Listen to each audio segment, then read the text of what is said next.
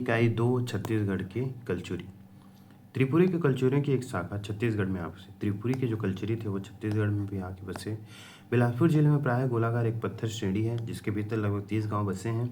मुख्य गांव तुमान है, जिसके कारण पर्वत से घिरे समूचे स्थल का नाम तुमान खोल रख दिया गया। ये तुमान खोल क्या है? बस बिलासपुर जिले में प्रायः एक गोलाकार पत्थर श्रेणी है जिसके भीतर 30 गांव बसे हैं, जिसमें मुख्य गांव तुमान है, तो इसे तुमान खोल नाम रख दिया गया। शिलालेखों में इस गांव ग्राम या पुर का नाम तुमान लिखा है। तुमान शिलालेखों में लिखा गया है। डॉक्टर वावी मिराशी ने लिखा है, ईसा पश्चात 9वीं शताब्दी के अंत में त्रिपुरी कलचुरियों ने दक्षिण कोसल में अपनी शाखा स्थापित करने का प्रयत्न किया था। अभिलेखों से यह निर्देश मिलता है कि प्रथम कोक्कल के पुत्र द्वितीय शंकरगढ़ ने कौशल नरेश से पाली देश जीत लिया था। यह पाली देश बिलासपुर जिले के पाली नामक स्थान के आसपास का प्रदेश होगा। कलचुरी नरेश और उनका काल पृष्ठ 35। डॉक्टर श्याम गौर पांडे के अनुसार लगभग 1000 ईस्वी के करीब कोक्कल देव द्वितीय ने त्रिपुरी शासन के दौरान कलचुरियों का दक्षिण कोसल पर शासन स्थापित हुआ। 1000 ईस्वी में कोक्कल देव द्वितीय के त्रिपुरी में शासन के दौरान कलचुरियों का दक्षिण कोसल पर शासन स्थापित हुआ। इसके पूर्व वे कलचुरियों ने छत्तीसगढ़ पर अधिकार स्थापित करने के प्रयास किए, लेकिन उन्हें आंशिक सफलता ही मिली। त्रिपुरी के कलचुरी दक्षिण कोसल पर निगाह रखे हुए थे। साम्राज्य विस्तार के उनके प्रयास होते रहते थे, मगर दक्षिण कोसल पर अंतिम रूप से कलचुरियों का राज कोक्कल द्वितीय के शासन काल में हुआ, जब इसी वंश के कलिंग राज ने कोसल विजय कर तुमान को अपनी राजधानी बनाया। तो क्या है? 1000 ईसा के करीब कोक्कल देव द्वितीय के त्रिपुरी शासन कोक्कल द्वितीय के दौरान कलचुरियों का दक्षिण कोसल पर शासन स्थापित हुआ। इसके पूर्व भी कलचुरियों ने छत्तीसगढ़ पर अधिकार स्थापित करने के प्रयास किए, लेकिन उन्हें आंशिक सफलता ही मिली थी। त्रिपुरी के कलचुरी दक्षिण कोसल पर निगाह रखे हुए थे। त्रिपुरी के जो कलचुरी थे वो दक्षिण कोसल पर निगाह रखे हुए थे। साम्राज्य विस्तार के उनके प्रयास होते रहते थे, मगर दक्षिण कोसल पर अंतिम रूप से कलचुरियों का राज कोक्कल द्वितीय के शासन काल में हुआ, जब इसी वंश के कलिंग राज ने कोसल विजय कर तुमान को अपनी राजधानी बनाया। ठीक। कलिंग राज 1000 से 1020 ईस्वी। छत्तीसगढ़ के कलचुरी राज्य की स्थापना का श्रेय कलिंग राज को दिया जाता है। स्थापना का श्रेय किसे दिया जाता है? कलिंग राज को।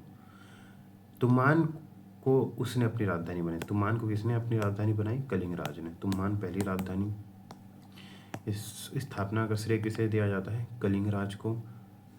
तुमान में जाकर उसने अपने शत्रुओं का क्षय करके अपने पूर्वजों की राजधानी को अपना निवास स्थान बनाया और उसके वैभव की वृद्धि की।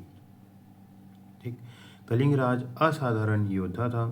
तुमान क्षेत्र के जंगली शत्रुओं को भगाने में उसे कोई विशिष्ट कठिनाई ना पड़ी होगी। शांतिपूर्वक राजधानी की वृद्धि करने लगा। शौर्य और कोष की वृद्धि के लिए पूर्वजों की भूमि छोड़कर पूर्वजों द्वारा स्थापित तुमान को अपनी राजधानी बनाया और वहां शत्रुओं का नाश कर अपनी लक्ष्मी बढ़ाई। डॉक्टर पांडे कलिंग राज का शासनकाल 1000 ईस्वी से 1020 ईस्वी तक मानते हैं। प्यारे लाल गुप्त भी इसे स्वीकार करते हैं। कलिंग राज का शासनकाल कितना है? 1000 से 1020 ईस्वी तक। कमल राज 1020 से 1045 ईस्वी। सन 1020 के लगभग कलिंग राज का पुत्र कमल राज तुमान की राजगद्दी पर बैठा। पहला राजा कौन? कलिंग राज 1000 से 1020 तक। फिर उसके बाद है कमल राज का कमल 1020 से 45 तक कमल राज का शासन रहा। रत्नदेव प्रथम, उसके बाद रत्नदेव प्रथम 1045 से 1065। कमल राज के पश्चात तुमान के सिंहासन पर उसका पुत्र रत्नदेव प्रथम बैठा। कलिंग राज, फिर कमल राज, फिर उसके बाद रत्नदेव प्रथम। ठीक। रत्नदेव प्रथम 1045 से 65 तक पुत्र रत्नदेव प्रथम बैठा। उसने राजधानी तुमान से हटाकर रत्नपुर स्थापित की। तुमान से अब राजधानी कहाँ हो गई? रतनपुर। दूसरी राजधानी कलचुरियों की। डॉक्टर मियासी के अनुसार वर्तमान रतनपुर जिस जगह पर है वहीं पहले मणिकपुर नामक प्राचीन गांव था। इस नवीन नगर में तुमान से कहीं बढ़कर नानावर्ण विचित्र रत्न खंचिम नानादेव कुलभूषित शिव मंदिर बनाए, जिसकी प्रशंसा चारों दिशाओं में फैल गई। उसे कुबेरपुर की उपमा दी जाने लगी। उसका महत्व इतना बढ़ गया कि वह चतुर्योगीपुर कहलाने लगी। स्थानीय लोगों का पूरा विश्वास है कि रत्नपुर चारों युगों में विद्यमान था। सतयुग में उसका नाम मणिकपुर था, सतयुग फिर त्रेता में मणिकपुर, मणिपुर, माणिकपुर, हीरापुर, फिर कलयुग में वह रतनपुर नाम से प्रसिद्ध हुआ। रतनपुर के निवासियों की धारणा जैसी भी रही हो, आदतन ऐसा कोई पुरातात्विक साक्ष्य नहीं मिलता जिससे रतनपुर की प्राचीनता सिद्ध हो सके। रतनपुर की इस महिमा से इतना तो अवश्य सिद्ध होता है कि महाकौशल के में रत्न राज के जमाने में और कदाचित उसके पश्चात कई पीढ़ियों तक रतनपुर की समता का दूसरा शहर नहीं रहा जिस पर भी रत्नराज ने तुमान को तिलांजलि नहीं दे दी। उसने ही नहीं वरन उसके उत्तराधिकारियों ने पुरखों की राजधानी से अपना संबंध स्थिर रखा। कोरोमंडल के अधिपति वज्जुक अथवा वज्जुवर्मन की कन्या नोनवला से विवाह कर रत्नराज प्रथम ने ख्याति प्राप्त की। कोरोमंडल के अधिपति वज्जुक अथवा वज्जुवर्मन की कन्या नोनवला से विवाह कर रत्नराज प्रथम ने ख्याति प्राप्त की। 1045 से 1065 ईसा तक उसका शासनकाल रहा। पृथ्वीदेव प्रथम सबसे पहला राजा कलिंगराज संस्थापक, दूसरा कमलराज, तीसरा जो है रत्नदेव प्रथम, चतुर्थ जो है वो पृथ्वीदेव प्रथम है। पृथ्वीदेव प्रथम 1090 ईस्वी से 1120 ईस्वी तक। 1065 ईस्वी में रत्नदेव का पुत्र प्रथम पृथ्वीराज रतनपुर के सिंहासन पर बैठा। सकल कोसलाधिपति की उपाधि उसने धारण की थी, तथापि यह ज्ञात नहीं होता कि कोसल के पूर्व भाग समलपुर क्षेत्र पर उसका अधिकार था या नहीं था। छत्तीसगढ़ के काफी बड़े भाग पर उसने अपना साम्राज्य विस्तार किया। पृथ्वीदेव की रानी का नाम राजल्ला था। विग्रहराज और शोड़देव नामक दो मंत्रियों का पता उत्कीर्ण लेखों से प्राप्त होता है। रतनपुर में एक विशाल सरोवर का निर्माण उसने करवाया। प्रथम जाजल्य देव 1090 से 1120। तो सबसे पहला राजा कलिंगराज, दूसरा कमल, तीसरा रतन, चौथा पृथ्वी, पांचवा जो है वो जाजल्यदेव प्रथम। पृथ्वीदेव के पश्चात उसका पुत्र प्रथम जाजल्यदेव गद्दी पर बैठा। राय बहादुर हिरा ने लिखा है, विशेष जलजला पृथ्वी के पुत्र प्रथम जाजल्यदेव के समय हुआ। उसने आदि घराना त्रिपुरी से संबंध तो नहीं तोड़ा, परंतु वास्तव में वह स्वतंत्र हो गया और कन्याकुब्ज तथा जजौती के राजाओं से मित्रता कर उसने अपना मान बढ़ा लिया। डॉक्टर श्याम कुमार पांडे ने भी उसकी प्रशंसा में लिखा है, छत्तीसगढ़ के कलचुरियों का यह सर्वशक्तिशाली शासक था। सर्वशक्तिशाली कौन? जाजल्य देव प्रथम। सर्वशक्तिशाली किसने कहा है? श्याम कुमार पांडे ने। इसने त्रिपुरी के कलचुरियों से बंधन मुक्त होकर अपने सार्वभौमिक सत्ता स्थापित की, यद्यपि चेदी से उसके मैत्रीपूर्ण संबंध बने रहे। वावी मिरासी के अनुसार उसने बैरागढ़, लंजिका, लांजी, भंडारा, तलहारी इत्यादि प्रदेश जीतकर उन पर कर लगाए। इसके अतिरिक्त उसने दंडकपुर, बंगाल स्थित मिदनापुर, आंध्र किमिडी, गंजाम जिला आदि सुदूरवर्ती प्रदेशों पर आक्रमण कर विजय प्राप्त की थी।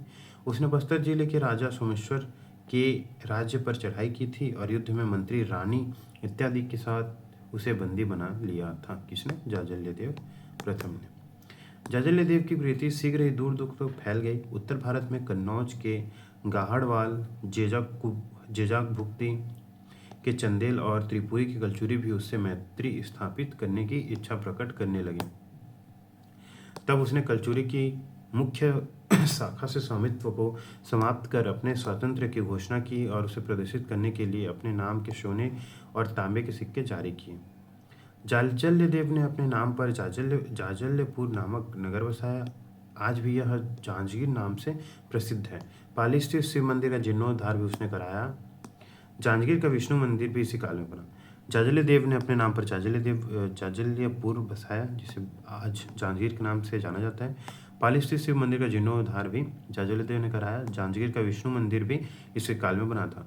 जाज्जल्य देव की रानी का नाम लाछल्ला देवी था। लाछल्ला गुरु रुद्रशिव और संधि विग्रहराज मंत्री पुरुषोत्तम के नाम के उत्तीर्ण लेखों में मिलते हैं। डॉक्टर श्यामकुमार पांडे के अनुसार ऐसा माना जाता है कि जाज्जल्य देव मकरध्वज जोगी के साथ तिराटन को गए और वापस लौटकर नहीं आए। रत्नदेव द्वितीय 1020 से 1120 से 1135 ईस्वी। जाज्जल्य देव का लाछन्ना देवी से उत्पन्न पुत्र रत्नदेव 1120 ईस्वी में राजगद्दी पर बैठा। सोन व चांदी के सिक्के चलाए। यह महत्वाकांक्षी राजा था। इसने कलिंग देश के राजा चोड़ गंग को पराजित किया, त्रिकलिंगाधिपति कहलाने की नींव रखी। जाज्जल्य देव प्रथम ने यद्यपि त्रिपुरी कल्चरों से स्वामित्व को अमान्य कर दिया था, मगर दोनों घरानों के मध्य संबंध मैत्रीपूर्ण थे। त्रिपुरी घराने की गयाकर्ण ने शक्ति के बल पर प्रमुख कहलाने के उद्देश्य से रत्नदेव द्वितीय पर आक्रमण कर दिया। त्रिपुरी घराने के गयाकर्ण ने शक्ति के बल पर प्रमुख कहलाने के उद्देश्य से रत्नदेव द्वितीय पर आक्रमण कर दिया। रत्नदेव विजयी रहे। सामंत वल्लभ राज के अकलतरा अभिलेख से ज्ञात होता है कि रत्नदेव ने गौड़ राज्य पर आक्रमण किया था और गौड़ों को परास्त कर दिया था। जाज्जल्य देव द्वारा परास्त किए गए राजगण रत्नदेव का स्वामित्व स्वीकार करते थे। रत्नदेव को 36 विधाओं का ज्ञाता तथा युद्ध में रुचि रखने वाला कहा गया है। रत्नदेव के कार्यकाल में विद्वानों और कलाकारों को उदार आश्रय मिलता था और उसकी कृति की गाथा श्रवण दूर दूर तक विद्वान ब्राह्मण उसके दरबार में आने के लिए उत्सुक रहते थे। पृथ्वीदेव द्वितीय, पहला राजा कलिंगराज, दूसरा कमलराज, तीसरा रत्नदेव, चौथा पृथ्वीदेव, पांचवा जाज्जल्य देव, छठवां पृथ्वीदेव द्वितीय। छठवां जो है वो रत्नदेव द्वितीय, सातवां जो है वो पृथ्वीदेव द्वितीय। रत्नदेव द्वितीय के पश्चात उसका पुत्र पृथ्वीदेव द्वितीय रतनपुर के सिंहासन पर बैठा। छत्तीसगढ़ के कलचुरियों ने सर्वाधिक अभिलेख इसी राजा के मिलते हैं। कोटागढ़, राजिम, बिलईगढ़, कोनी, अमोदा, रतनपुर, पारा गांव, घोटिया आदि 14 स्थानों से इसके बड़े अभिलेख प्राप्त हुए हैं। ताम्रपत्र तथा शिलालेख के रूप में ये हैं। कोटागढ़ अकलतरा से प्राप्त अभिलेख से ज्ञात होता है कि पृथ्वीदेव द्वितीय का जयसिंह नामक एक भाई भी था।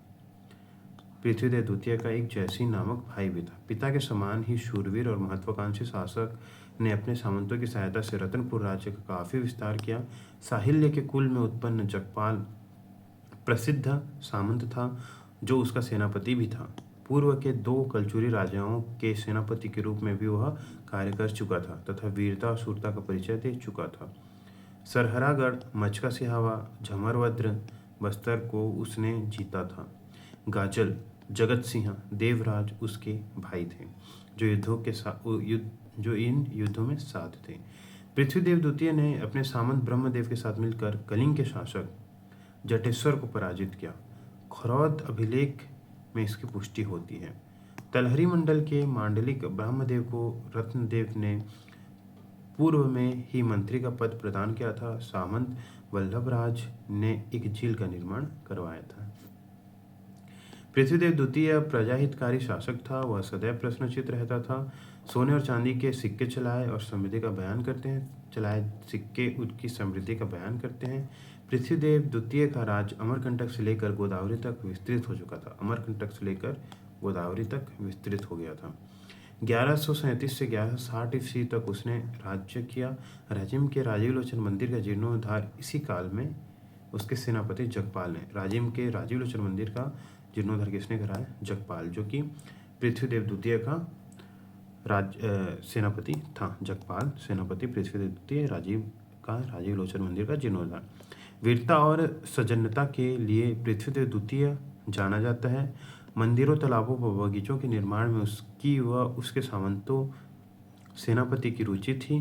कलचुरी शासकों की श्रृंखला की महत्वपूर्ण कड़ी के रूप में पृथ्वीदेव द्वितीय का स्मरण किया जाता है। जाजल्यदेव द्वितीय, पहला है कलिंग राज, दूसरा है कमल राज, तीसरा है रत्नदेव प्रथम, चौथा है पृथ्वीदेव प्रथम, पांचवा है जाजल्यदेव प्रथम, छठवां है रत्नदेव द्वितीय, सातवां है पृथ्वीदेव द्वितीय, आठवां है जाजल्यदेव द्वितीय, आठवां जाजल्यदेव द्वितीय, रत्नदेव, पृथ्वीदेव और जाजल्यदेव। पृथ्वीदेव द्वितीय के पश्चात उसका छोटा पुत्र जाजल्यदेव द्वितीय के नाम से गद्दी पर बैठा। बड़े पुत्र को सिंहासन क्यों नहीं मिला, इस संदर्भ में कोई विवरण नहीं मिलता। इनका 1068 ईस्वी से 1078 ईस्वी का अल्पकालिक शासनकाल अतिशय महत्वपूर्ण सिद्ध हुआ। त्रिपुरा के कलचुरी शासक जयसिंह देव ने छत्तीसगढ़ पर आक्रमण किया।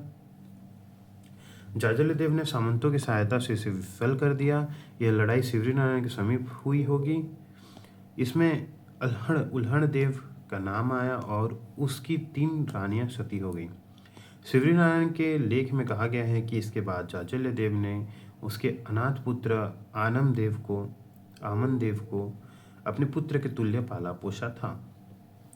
जाजल्यदेव का बड़ा भाई जगदेव पूर्वी देशों में युद्धरत था।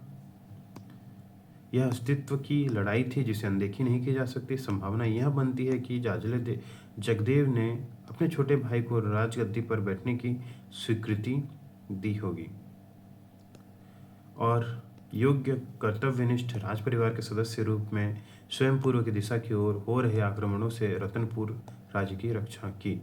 पूर्वी गंग पराक्रमी थे और अवसर का लाभ उठाने को तत्पर रहते थे। जगदेव ने उनकी दाल गलने नहीं दी। जाजल्यदेव द्वितीय को एक ग्राह ने पकड़ लिया था। ऐसा लगता था कि यह ग्राह बिना प्राण लिए छोड़ेगा नहीं, परंतु दैवी कृपा से ग्राह ने उसे छोड़ दिया और उसके प्राण बच गए।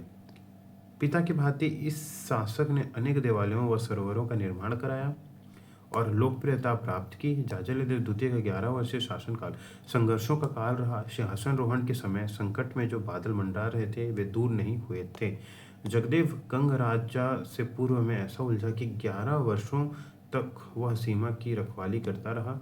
जाजल्यदेव का अंतिम समय जब आया तब राज्य में अशांति व अव्यवस्था का आलम था। ऐसा लगने लगा कलचुरियों के दिन लद गए हैं, मगर ईश्वरीय कृपा से ऐसा नहीं हुआ। शासक के रूप में जगदेव के कार्यों का विवरण प्राप्त नहीं होता।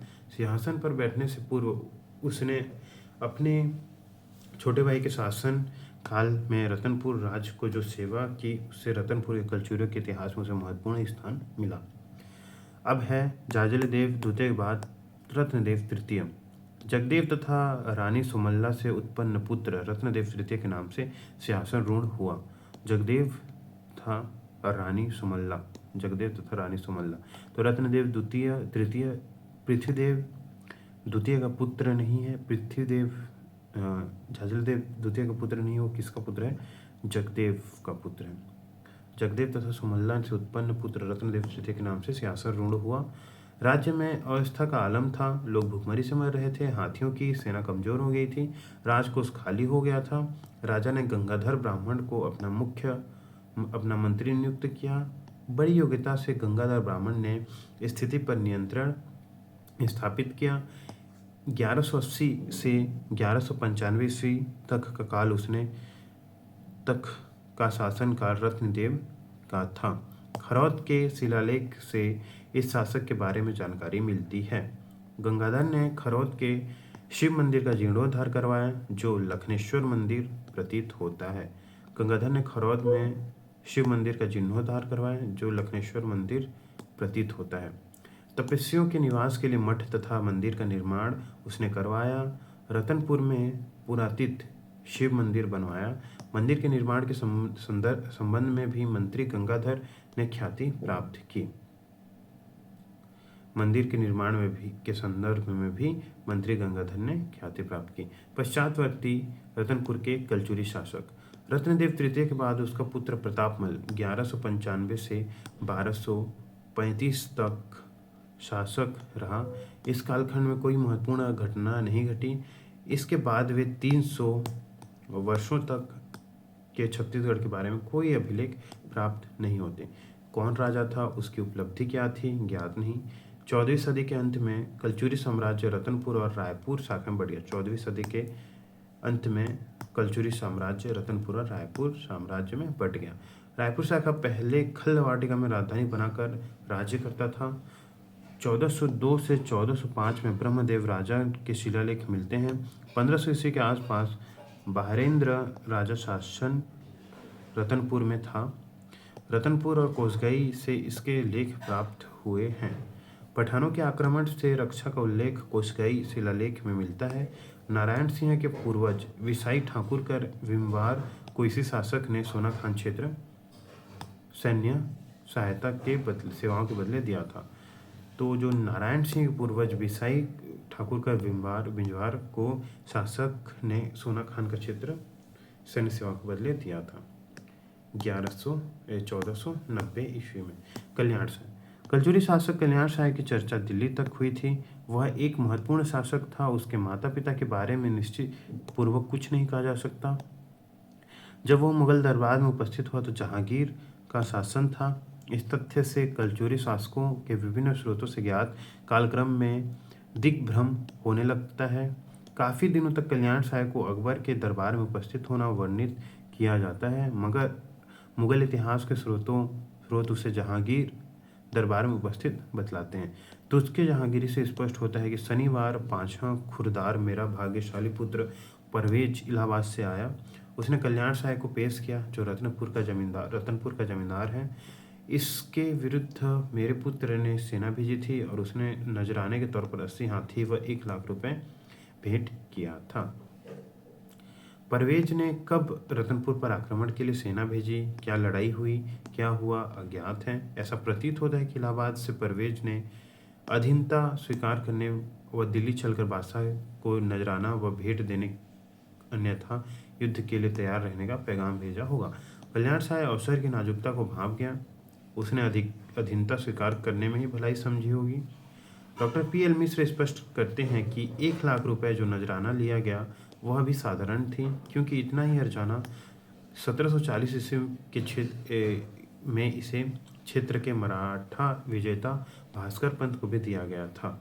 कल्याण शाह ने मुगल अधीनता बिना किसी शक्ति या शौर्य प्रदर्शन से स्वीकार कर लिया जो उचित था।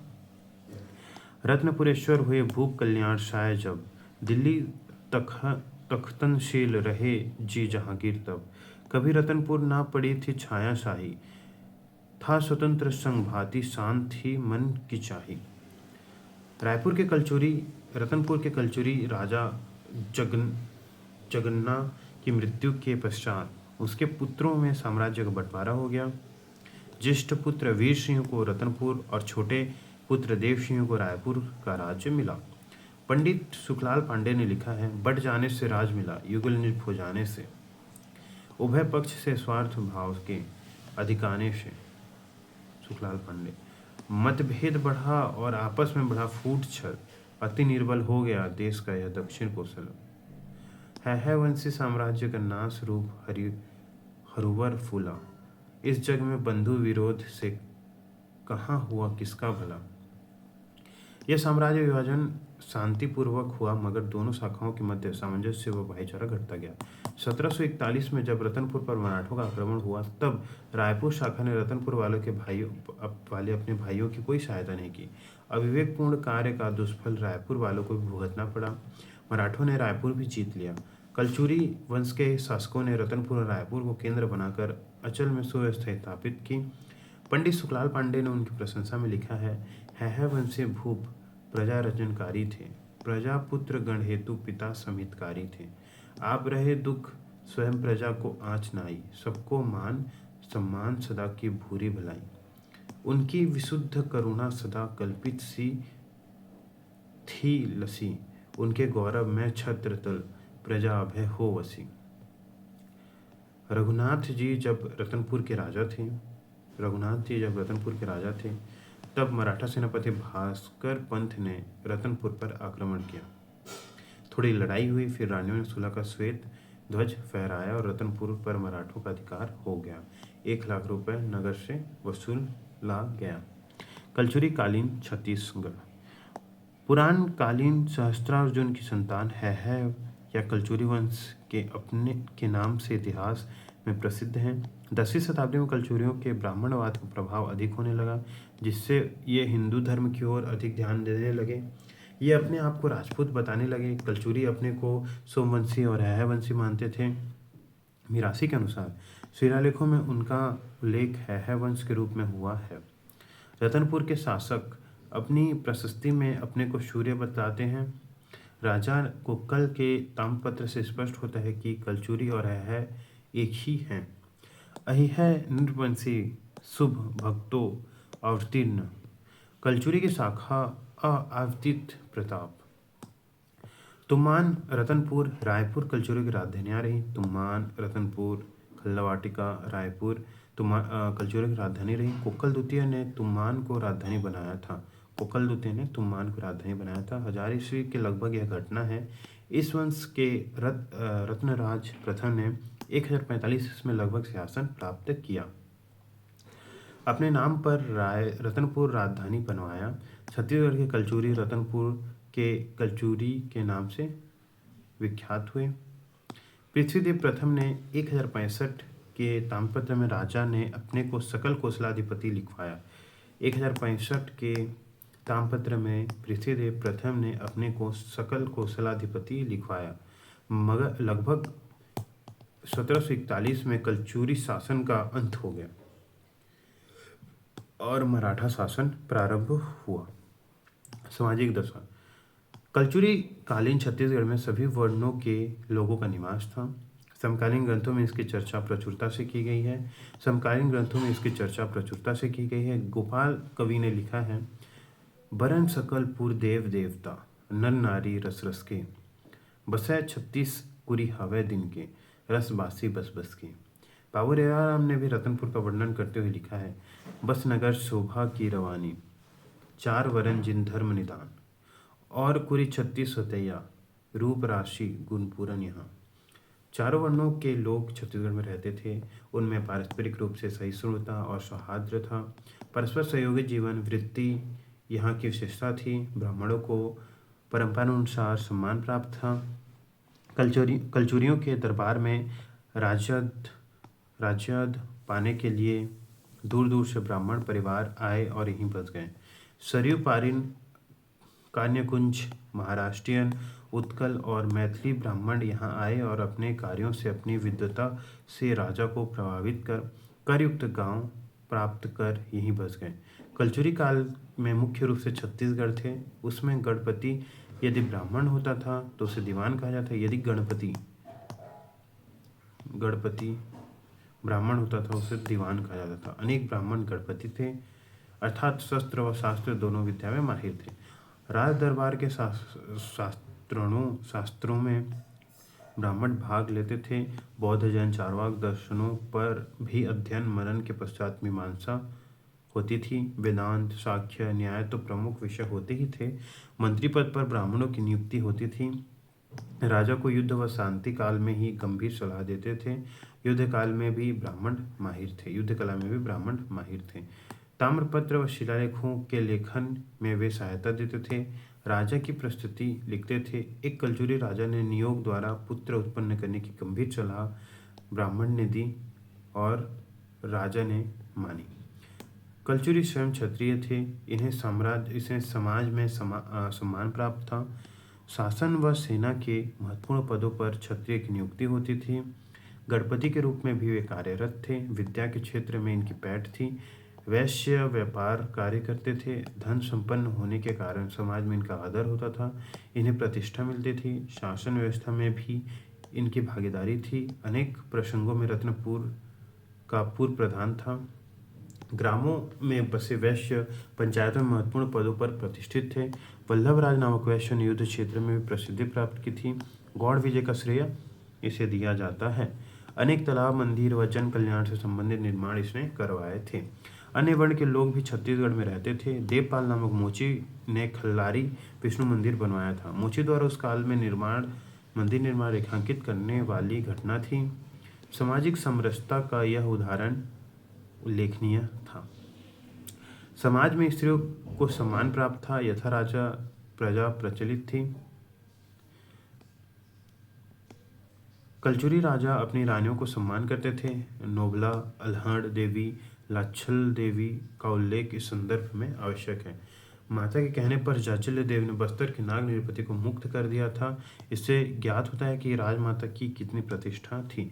रतनपुर पर मराठों का आक्रमण 1741 ईस्वी में हुआ। जब लड़ाई चल रही थी तभी राजा रघुनाथ सिंह ने शांति का श्वेत पताका पहनकर युद्ध बंद करवा दिया था।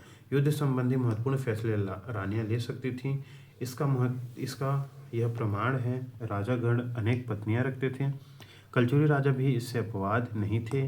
रतनदेव तृतीय की 2 पत्नियां राल्हा और पद्मा का उल्लेख खरौल शिलालेख से मिलता है। कलचुरी काल में सती प्रथा का प्रचलन था। अनेक सती स्मारक छत्तीसगढ़ के गांवों में हैं। त्रिपुरी के राजा से लड़ते हुए राज परिवार का अल्हड़ देव शिवरी नारायण के पास मारा गया। उसके 3 रानियां सती होगी। अल्हड़ देव आदि जो सती होने के लिए कृत संकल्प होती थी, अपने पुत्र को राजकाज के संबंध में महत्वपूर्ण निर्देश देती थी, फिर सती होती थी। रतनपुर के महाराजा मंदिर के आसपास अनेक सती स्मारक कलचुरी कालीन सतियों की महिमा का गान करते हैं। कलचुरी शासकों की प्रशंसा करते पंडित सुखलाल प्रसाद ने लिखा है वंशे भूप प्रजा रंजनकारी थे, प्रजा पुत्रगण हेतु पिता संहितकारी थे। आप सहे दुख स्वयं प्रजा को आचन नाई, सबको मान समान सदा भरी भूरी भलाई। उनकी विशुद्ध करुणा सदा कल्पलता सी थी। जैसे उनके गौरव में छत्रतल प्रजा अभय होती थी वैसी। आर्थिक दशा। कलचुरी कालीन छत्तीसगढ़ की आर्थिक दशा के बारे में अभिलेखों ताम्रपत्रों से कोई खास जानकारी नहीं मिलती। मंदिर, तालाब, बाग बगीचों और राजप्रसाद से जानकारी मिलती है कि उसी पर संतोष करना होता है। दीवान या गणपति, वरिहा व गोटिया लोग आर्थिक दृष्टि से समृद्ध थे। वसूल किए गए लगान का एक अंश उन्हें प्राप्त होता था, जो दिनों दिन बढ़ता जाता था। राजा अपने साम्राज्य के विस्तार के लिए सचेत रहते थे। पराजित राजा के कोष पर अधिकार कर लिया जाता था। अन्य प्रकार के खर्च भी उससे वसूल किए जाते थे। मूलतः कलचुरी राज खजाना भरा रहता था। जाचल्य देव प्रथम और रत्नदेव द्वितीय के विजय अभियानों ने उसने काफ़ी सहायता पहुंचाई।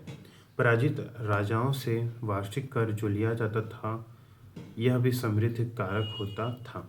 राजा कल्याण राय जब मुगल बादशाह जहांगीर से मिलने गए तब उनके साथ आश्रित 12 राजा भी गए। राज्य का राजस्व 9 लाख रुपए वार्षिक था। उसकी सेना में 116 हाथी थे। इससे राजा की अच्छी स्थिति का परिचय मिलता है। कल्याण साय ने मुगल बादशाह जहांगीर को 1 लाख रुपए और नगद और 80 हाथी भेंट में दिए थे। गोटिया गांव में रहते थे। गांव में कृषि योग्य भूमि का 8वां भाग उसे निःशुल्क दिया जाता था। गोटिया गांव में रहते थे। गांव में कृषि योग्य भूमि का 8वां भाग उसे निःशुल्क दिया जाता था। गांव की जमीन का 16वां भाग उसे दान के लिए दिया जाता था। गोटिया की खेती करने में खर्च नहीं होता था। गांव के किसान ही उसके खेतों को जोत देते थे, बुआई कटाई मिसाई कर देते थे।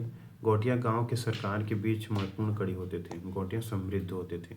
शहरों और गांवों में मंडपिका या बाजार मंडप थे, जहां विभिन्न वस्तुएं बेचने के लिए लाई जाती थी, जिनका कर निर्धारण करारोपण किया जाता था। लोगों की आजीविका का प्रमुख साधन कृषि था। हल से भूमि नापी जाती थी। एक बैल द्वारा जोती जाने वाली भूमि 1 हल लगभग 5 एकड़ होता था। सांस्कृतिक दशा। कलचुरी राजा धर्मनिष्ठ थे। भगवान शिव की कृपा से राज्य पाए। इस धारणा से चलते शिव भक्त थे। शिव के मंदिर प्राय बनवाते थे, विष्णु के भी भक्त थे। जांजगीर का प्रसिद्ध विष्णु मंदिर कलचुरी काल में ही बना था। कृष्ण भक्त और राम भक्त दोनों थे। खूब तमाशा में के कवि गोपाल मिश्र ने चिंतामणि और राम प्रताप संबंध प्रबंध काव्य लिखा है। चिंतामणि कृष्ण चरित्र और राम प्रताप रामचरित्र पर केंद्रित महाकाव्य हैं। तत्कालीन समाज में धार्मिक समन्वय का यह सुंदर प्रमाण है कि एक ही व्यक्ति राम और कृष्ण दोनों से प्रभावित महाकाव्य लिखता है। वल्लभाचार्य की जन्मभूमि छत्तीसगढ़ है। 1535 विक्रय संवत में जन्म हुआ था। कलचुरियों का राजा था।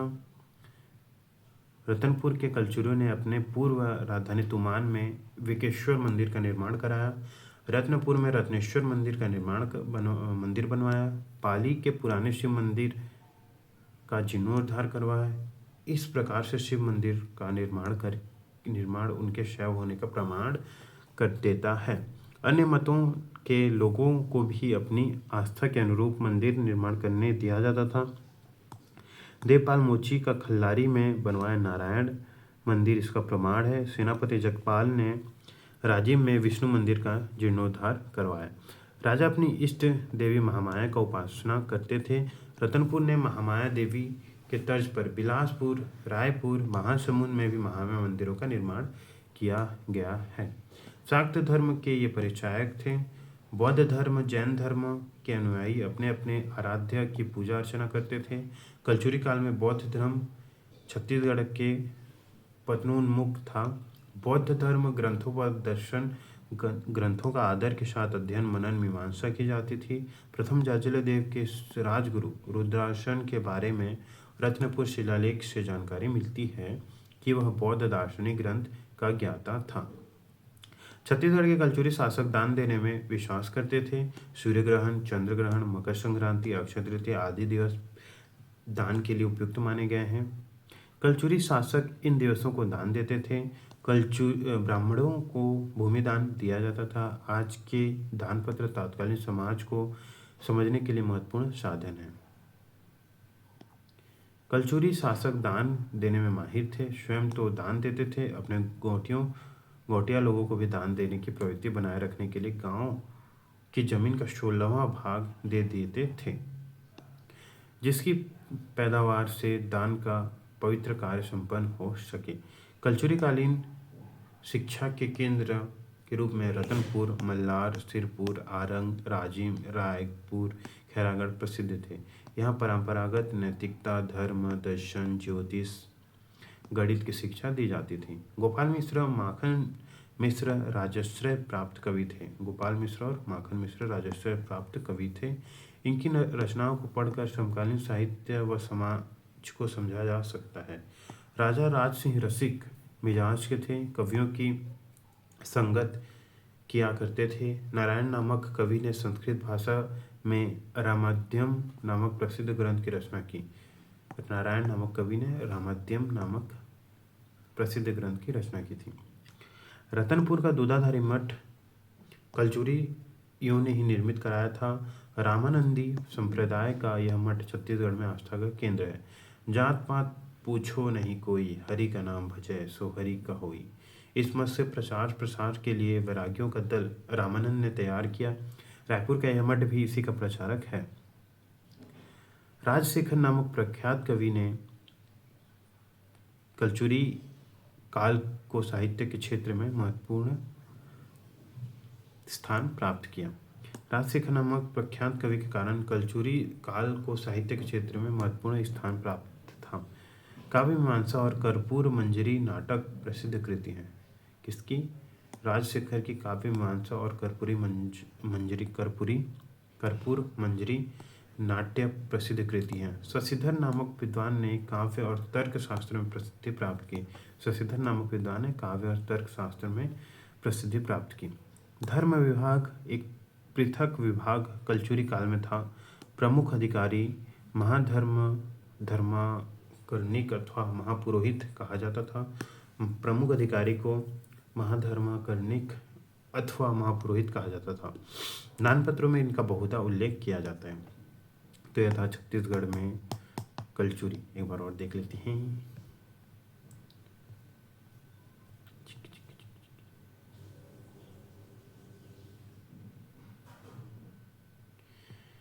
छत्तीसगढ़ में कलचुरी। तो कलचुरियों में एक गांव का जिक्र होता है तुमान। तुमान क्या है? बिलासपुर के पास एक गोलाकार पत्थर श्रेणी है जो जिसमें 30 गांव बसे हैं, जिसका मुख्य गांव क्या है? तुमान है, और इसीलिए इसे तुमानखोल कहा जाता है। शिलालेखों में इस गांव को तुमान कहा जाता है, लिखा गया है। डॉक्टर वी मिरासी के अनुसार 9वीं शताब्दी के अंत में त्रिपुरी कलचुरियों ने दक्षिण कौशल में अपना शाखा स्थापित करने का प्रयत्न किया, लेकिन वे असफल रहे। श्याम कुमार पांडे के अनुसार 1000 ईस्वी के करीब कोक्कल देव द्वितीय में त्रिपुरी शासन के दौरान कलचुरियों का दक्षिण कौशल पर शासन स्थापित हुआ। कब? 1000 ईस्वी में जब कोक्कल देव द्वितीय ने त्रिपुरी में शासन किया, तब कलचुरियों का दक्षिण कौशल पर शासन स्थापित हुआ। ठीक, तो शासन स्थापित करने के लिए कलिंग राज ने कौशल विजय कर तुमान को अपनी राजधानी बनाया। सबसे पहला राजा कलिंगराज, कब? 1000 से 1020 ईस्वी। कलिंगराज इस वंश का छत्तीसगढ़ में संस्थापक था। छत्तीसगढ़ में कलचुरी राज्य स्थापना करने का श्रेय कलिंगराज को जाता था। उसका शासनकाल 1000 से 1020 ईस्वी, और इसने तुमान में अपनी राजधानी बनाई। कलिंगराज असाधारण योद्धा था। कलिंगराज के बाद उसका बेटा कमलराज तुमान की राजगद्दी पर बैठा 1020 से 1045 ईस्वी तक। कमलराज के बाद उसका बेटा रत्नदेव प्रथम 1045 ईस्वी से 1065 ईस्वी। उसके बाद पृथ्वीदेव प्रथम 1090 से 1120 तक। पृथ्वीदेव, फिर उसके बाद प्रथम जाजलदेव ने छत्तीसगढ़ का यह कलचुरियों के सर्वशक्तिशाली कहा जाता है। किसके द्वारा? श्याम कुमार पांडे के द्वारा, और इसके संबंध त्रिपुरी शाखा से महत्वपूर्ण थे। उसने बस्तर जिले के राजा सोमेश्वर पर चढ़ाई की थी और युद्ध मंत्री रानी इत्यादि को बंदी बना लिया था। यह सबसे बड़े इनकी उपलब्धि थी। प्रथम जाजलदेव के बाद द्वितीय रत्नदेव द्वितीय 1120 से 1135 ईस्वी तक। जाजलदेव का लाछन्ना देवी से उत्पन्न पुत्र, जाजल्य और लाछन्ना देवी से उत्पन्न पुत्र रत्नदेव द्वितीय हुआ। 1120 में राजगद्दी पर बैठा। इसे त्रिकलिंगाधिपति कहलाने की नींव रखी। त्रिपुरी घराने के गया करने ने शक्ति के बल पर प्रमुख कहलाने के उद्देश्य से रत्नदेव द्वितीय पर हमला कर दिया, लेकिन रत्नदेव नहीं हारा। इसने गौड़ों को परास्त किया। रत्नदेव 36 विधाओं में पारंगत था, युद्ध में रुचि रखने वाला था, और इसके दरबार में ब्राह्मण और विद्वान को महत्वपूर्ण आश्रय दिया जाता था। रत्नदेव द्वितीय के बाद पृथ्वीदेव द्वितीय शासक बना। रत्नदेव द्वितीय का पुत्र पृथ्वीदेव द्वितीय शासक बना। रतनपुर के सिंहासन पर बैठा। छत्तीसगढ़ के कलचुरियों में सर्वाधिक अभिलेख इसी राजा के प्राप्त होते हैं। कोटगढ़, राजिम, बिलईगढ़, कोनी, अमोदा, रत्नपुर, बारागांव, घोटिया आदि से 14 स्थानों से इसके बड़े अभिलेख प्राप्त होते हैं। किसके? पृथ्वीदेव द्वितीय। पृथ्वीदेव द्वितीय के बाद जाजल्यदेव द्वितीय राजा बना। जाजल्यदेव द्वितीय पृथ्वीदेव द्वितीय का दूसरा पुत्र था। प्रथम पुत्र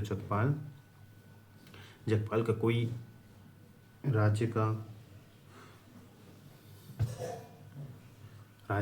गद्दी पर बैठने का कोई कहीं उल्लेख नहीं है। उस जाजल्य द्वितीय के बाद उसका उसके बड़े भाई जगदेव का पुत्र रत्नदेव तृतीय राजगद्दी पर बैठा। रत्नदेव तृतीय के बाद अंतिम शासक जो हुआ वो रघुनाथ तृतीय हुआ, जिसके कार्यकाल के दौरान 1741 में मुगलों ने हमला किया था। 14वीं शताब्दी में कलचुरी साम्राज्य रतनपुर और रायपुर शाखा में बढ़ गया। नारायण सिंह के पूर्वज बिसाई ठाकुर कर विंबार को इसी शासक ने सोनाखान क्षेत्र सैन्य सेवा के बदले दिया था। किसने? कल्याण शाह ने।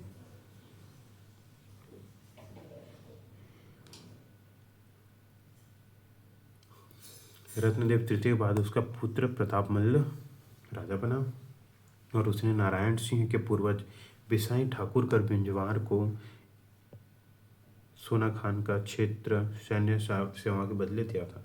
कल्याण सहाय का उल्लेख कलचुरी शासक के रूप में मिलता है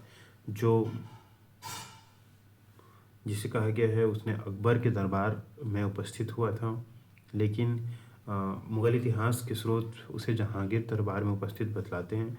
तुझके जहांगीरी में स्पष्ट वर्णन है कि शनिवार 25वां खुरदार भाग्यशाली पुत्र परवेज इलाहाबाद से आया। उसने कल्याण राय को पेश किया जो रतनपुर का जमींदार है। इसके विरुद्ध मेरे पुत्र ने सेना भेजी और उसने अधीनता स्वीकार कर ली। कलचुरी कालीन छत्तीसगढ़ में पुराण कालीन सहस्त्राब्दी की संतान है वंशी कलचुरी वंश के नाम से इतिहास में प्रसिद्ध है। 10वीं शताब्दी में कलचुरियों के ब्राह्मणवाद का प्रभाव अधिक होने लगा, जिससे ये हिंदू धर्म की ओर अधिक ध्यान देने लगे। ये अपने आप को राजपूत बताने लगे। कलचुरी अपने को सोमवंशी और रहवंशी मानते थे। मिराशी के अनुसार शिलालेखों में उनका उल्लेख हैवंशी के रूप में हुआ है। रतनपुर के शासक अपनी प्रशस्ति में अपने को सूर्यवंशी बतलाते हैं। राजा को कुक्कल के ताम्रपत्र से स्पष्ट होता है कि कलचुरी और हैवंशी एक ही हैं। सामाजिक दशा जो थी उनमें पारस्परिक सहिष्णुता और सौहार्द था। परस्पर सहयोगी जीवन वृत्ति की विशेषता थी। ब्राह्मणों को परंपरा अनुसार सम्मान प्राप्त था। कलचुरियों के दरबार में राज्याधोन प्राप्त करने के लिए दूर दूर से ब्राह्मण परिवार आए और यहाँ बसे थे। सभी धर्मों का यहाँ अध्ययन किया जाता था। मंत्री पद पर ब्राह्मणों की नियुक्ति होती थी। ब्राह्मण माहिर थे और